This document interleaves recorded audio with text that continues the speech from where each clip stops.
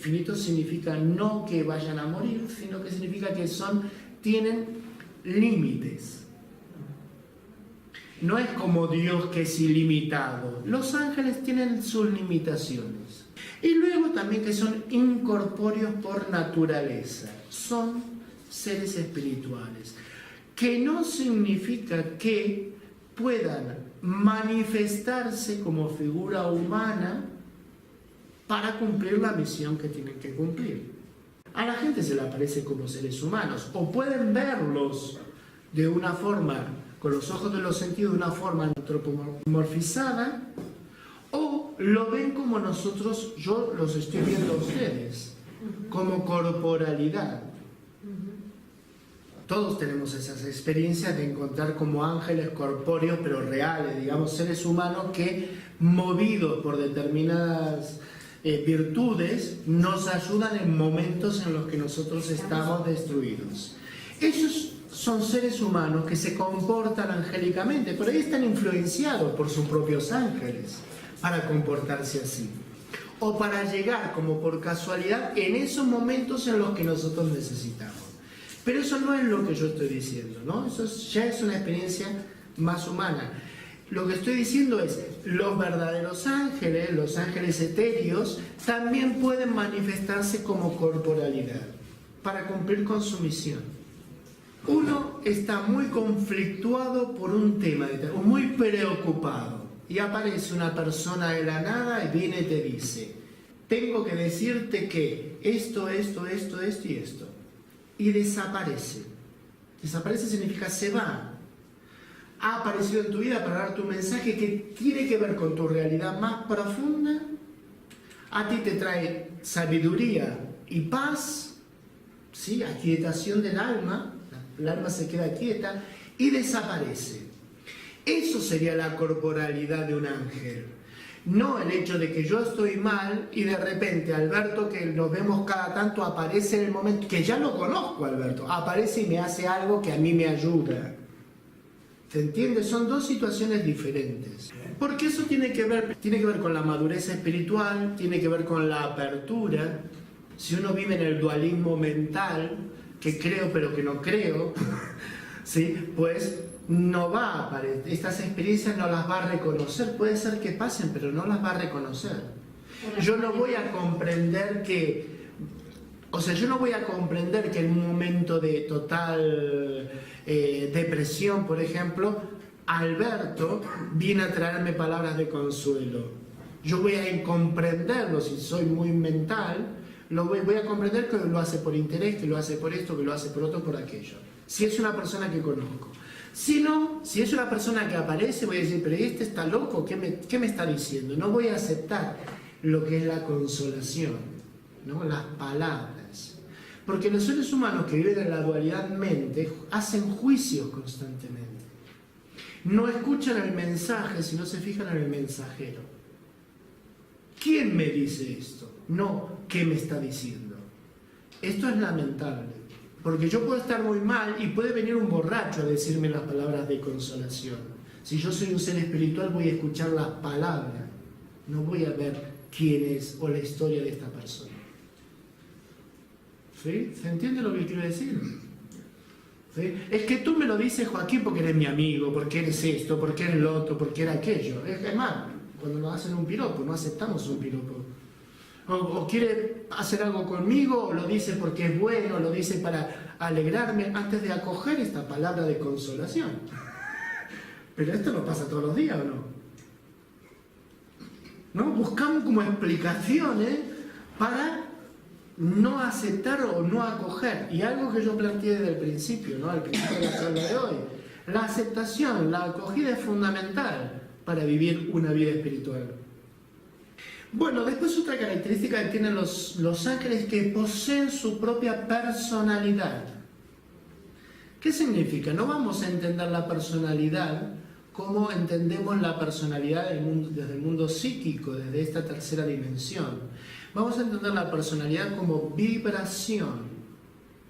Cada ángel, estos seres tienen una vibración determinada que tiene que ver con su misión personal. o con el mensaje.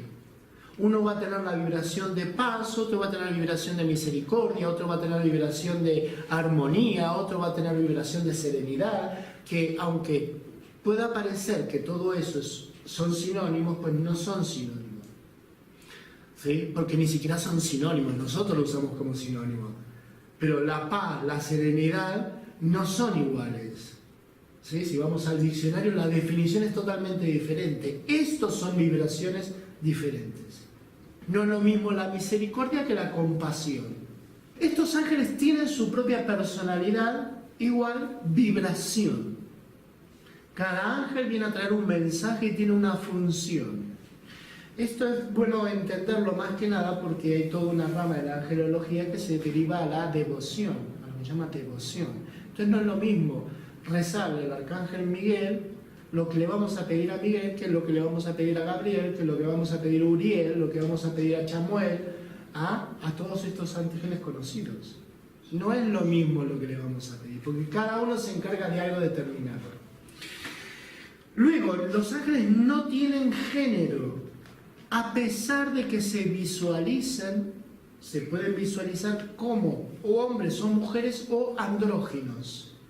No sé si es un hombre o no sé si es una mujer. En realidad, esta forma de visualizarlo es para que el ser humano lo pueda comprender. Más que nada. Porque el ser humano, si se le presenta algo que es extraño, pues lo rechaza. Entonces, cuando los seres espirituales se quieren comunicar con nosotros, van a utilizar, conforme hacia nuestra apertura de conciencia, lo que sea más posible que nosotros podamos aceptar. ¿Sí? Lo que tengamos como conocidos. Si se nos aparecen en forma de estas cosas que aparecen en Star Wars, estos animales raros, pues nosotros vamos a salir corriendo, a pesar de que digamos que somos muy diversos. Así de simple. Entonces aparecen en formas que nosotros estemos tranquilitos, que no nos alteremos.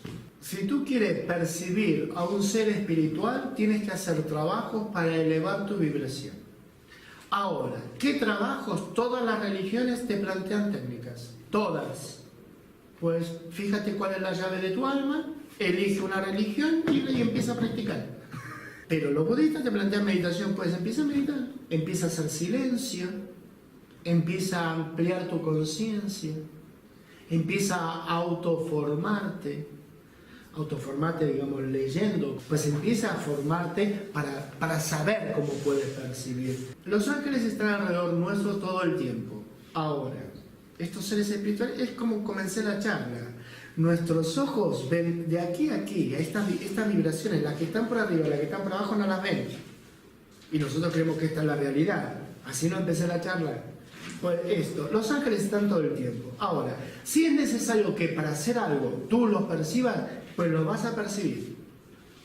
Ahora, si no, ellos seguirán favoreciendo. Algunas pautas de cómo ellos aparecen sin que nosotros nos demos cuenta, pues lo veremos más adelante.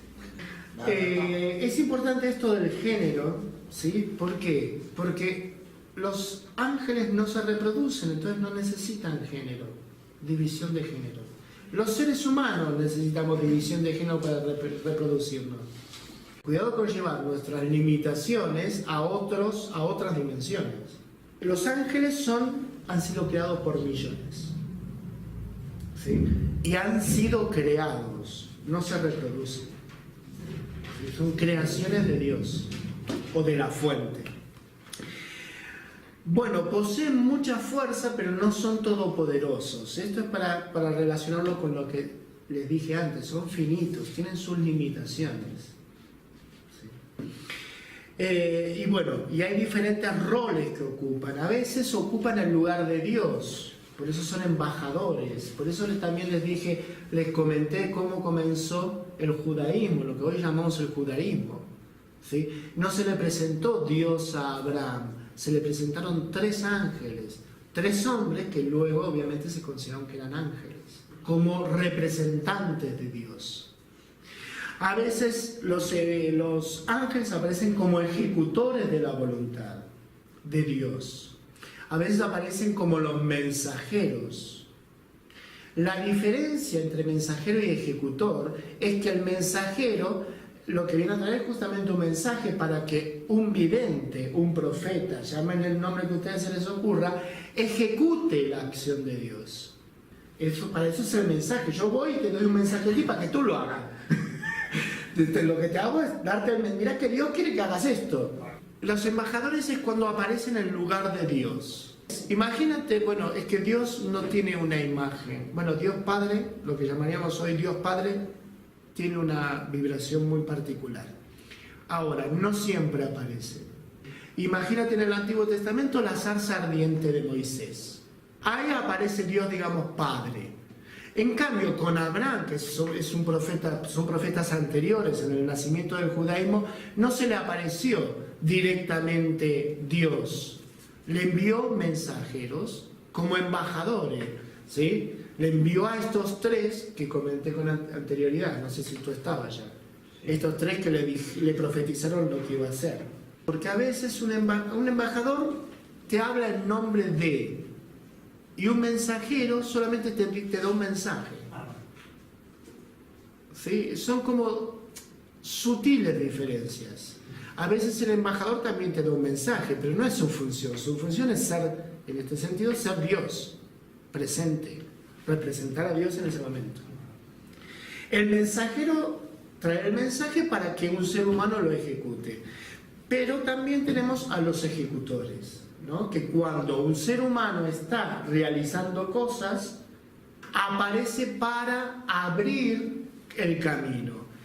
Un ejemplo clásico es, estaba Pedro, ¿sí? A al cual Jesús de Nazaret le dejó la llave del reino, ¿no? Estaba Pedro en prisión y un ángel fue y le abrió la puerta. Ejecutó una acción el propio ángel.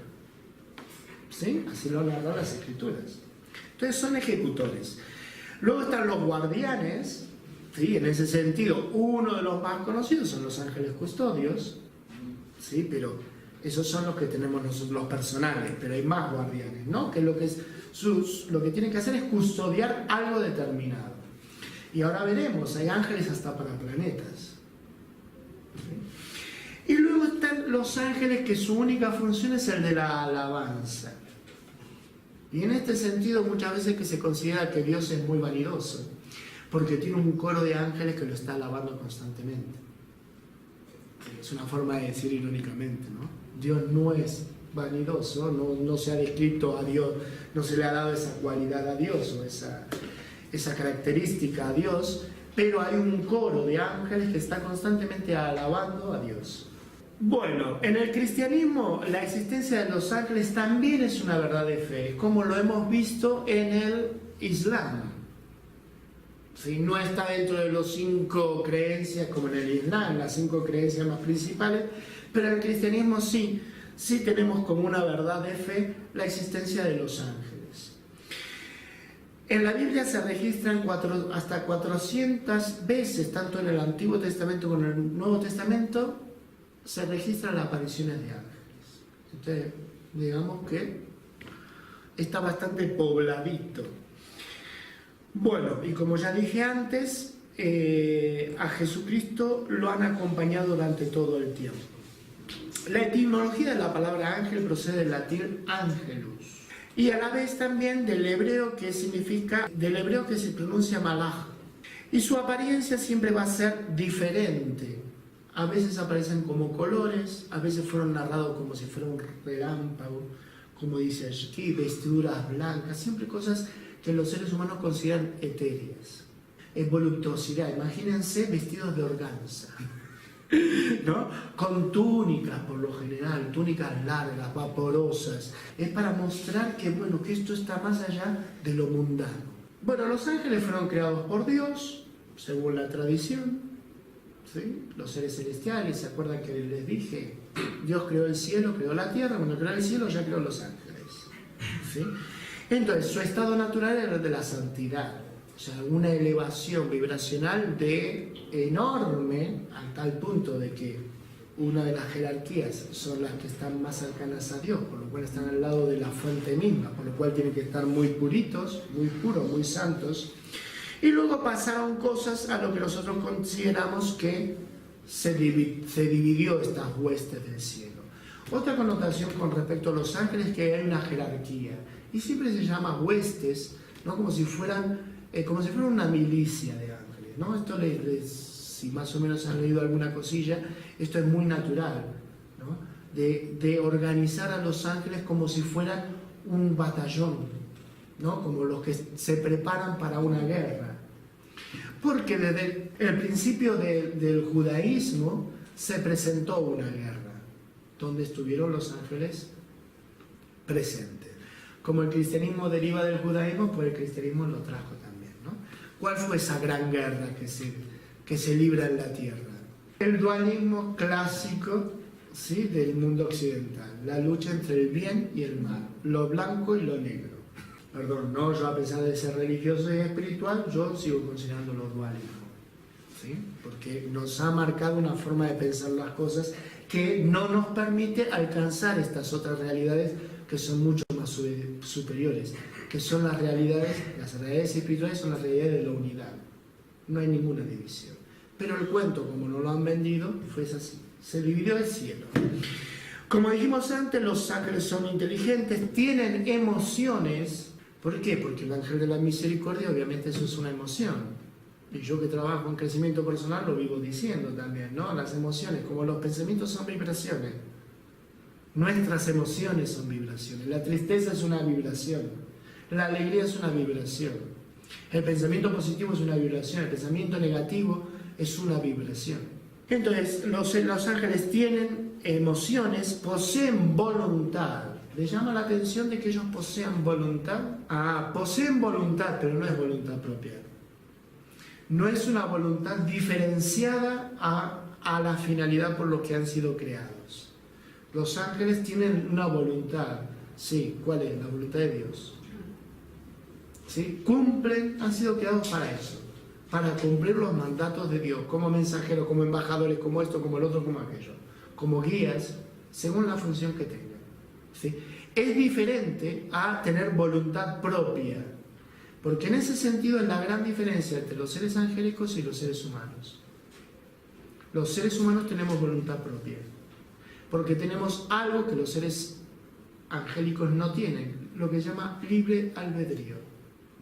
El poder decidir, que en realidad es la cualidad última del alma, es la cualidad principal de nuestro espíritu, que decida entre una cosa y la otra.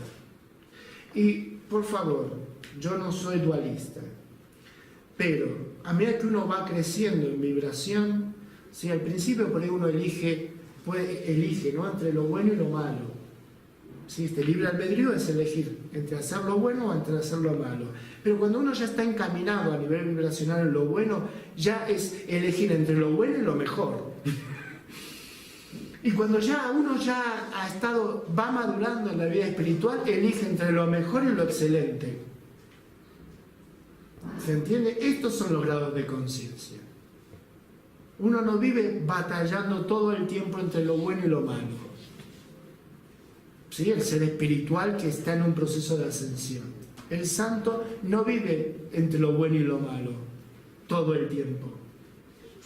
¿Sí? Es solamente la etapa de lo que llaman la infancia espiritual, lo bueno y lo malo. Después existen otras etapas. Y se elige, pero ya en un cierto progreso, hacia una cierta dirección. Bueno, luego son humildes y reverentes ante Dios, los ángeles. Los ángeles también tienen nombre propio. Los nombres son vibraciones.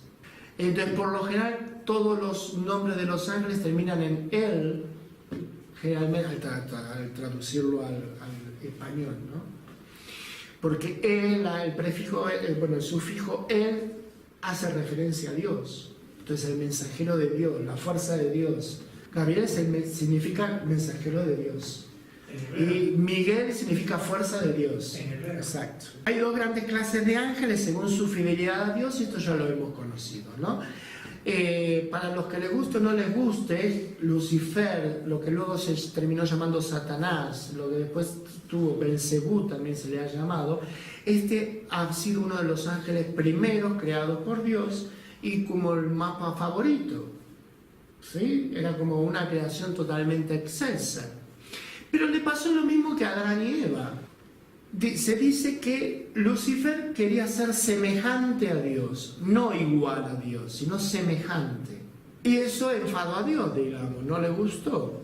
Mientras que Adán y Eva lo que querían ser era ser tan sabios como Dios, saber lo bueno y lo malo.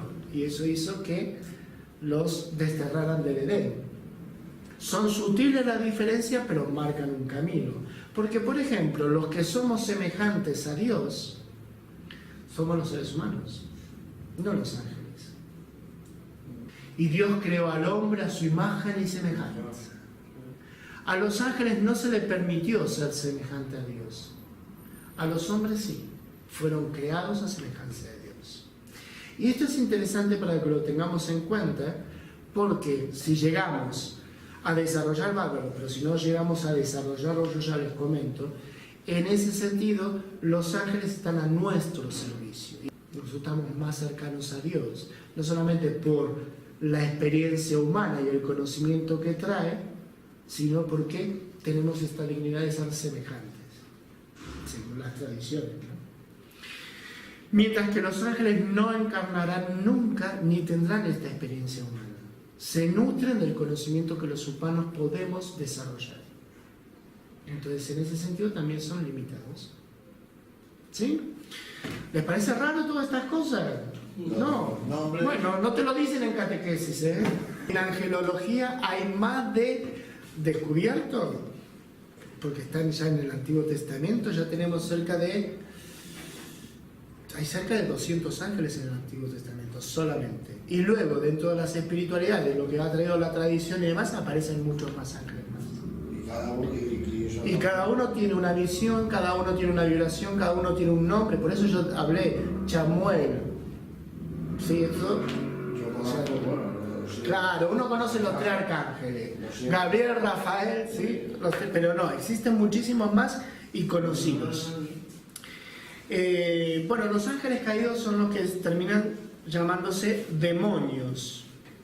Un dato importante también es decirles que lo que nosotros llamamos demonios, dentro de lo que es la historia y el desarrollo de la humanidad, ha sido ayer. Lo que nosotros llamamos demonio, que es la demonología, ¿no? Lo que estudia la demonología, es una creación de hace 500 años aproximadamente. Exacto.